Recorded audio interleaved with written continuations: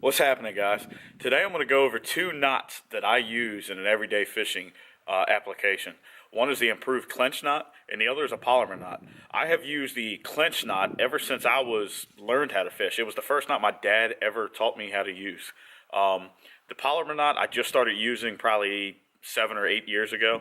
It's a great knot. I'm not knocking none of them, but I'll get right into it and I'll show you how to tie these knots. Alright guys, the first knot I'm going to go over with you is called a Polymer knot. This knot is easy, it's super easy to tie.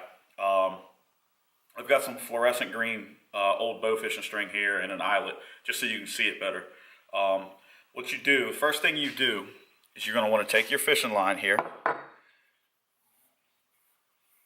and you make a loop, just like this, okay? You take this end of the loop here, and you're going to want to run it through your jig head or hook, but in this term we're using an eyelet. So once you have that, your bait will look like this. It'll hang down, okay? Take your tag end here, and you're just going to want to make a simple little overhand knot. Clench that down. Once that's clenched down, you're going to take this end here, the loop, and you run your bait through that loop, okay? This is what it'll look like. Once you have that, take your two tag ends and pull them tight. Once they're tight, just like this, take your tag end here. And what always irritates me is guys will come down here and they will cut this as close as they can to the knot because they think the fish is going to see it. If the fish didn't see this 150 some yards of line here, why is it going to see this? You don't have to clip it too close. I always clip it about right there. And that's it. That is your Polymer knot. Alright guys, the second knot I'm going to show you is called an improved Clinch knot. It's probably one of the easiest knots out there to tie. It's got so many applications. It's the first knot that I've ever learned how to tie. It was the first one my dad taught me. So what you do is you take your tag end here, and with this you're going to run that through here. You're going to pull it out, wrap it around. So you're going to look like this. So the tag end part here that you have, you're going to want to wrap it around the string.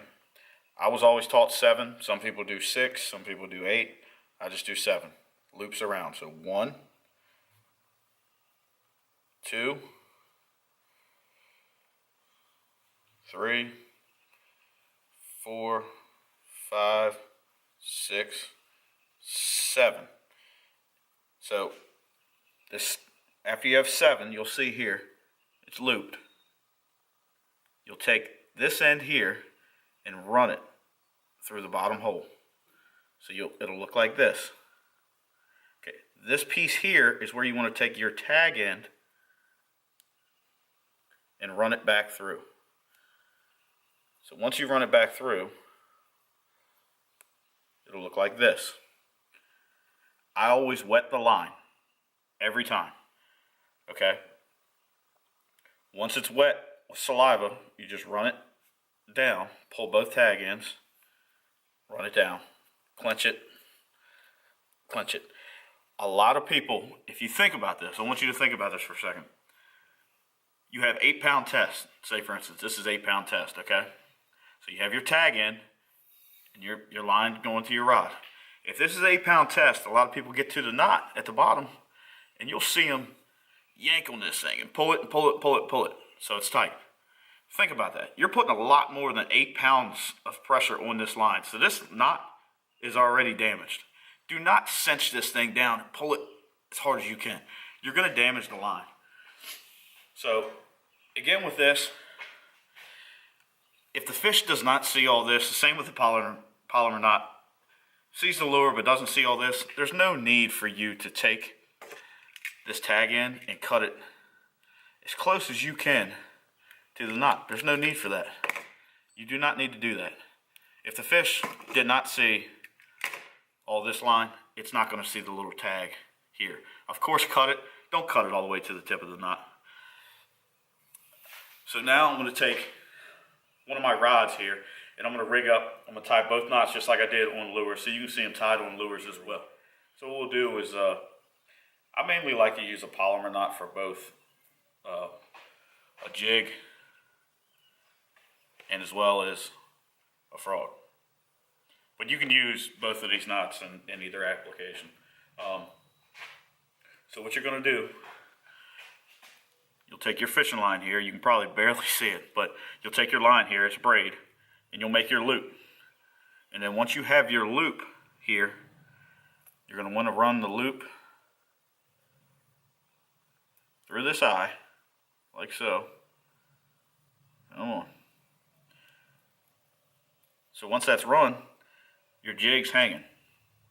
You take your big loop end, tie a little overhand knot, cinch that down. Once that's cinched down, you'll take your loop end here, your big loop, you'll run your jig through there. Once all your skirt and everything's through there, you're going to want to pull it tight.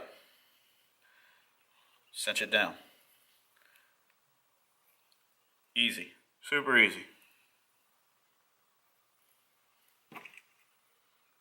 Cut your tag in. You're ready to go. So here with your improved clinch knot, I've got a frog here. So what you're going to want to do with this frog, let's focus,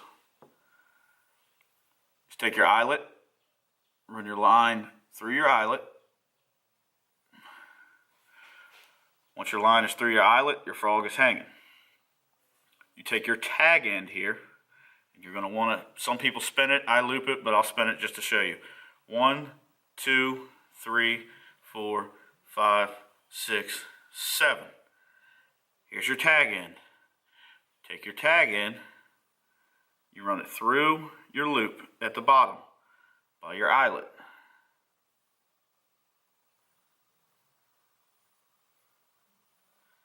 So you'll have another loop here.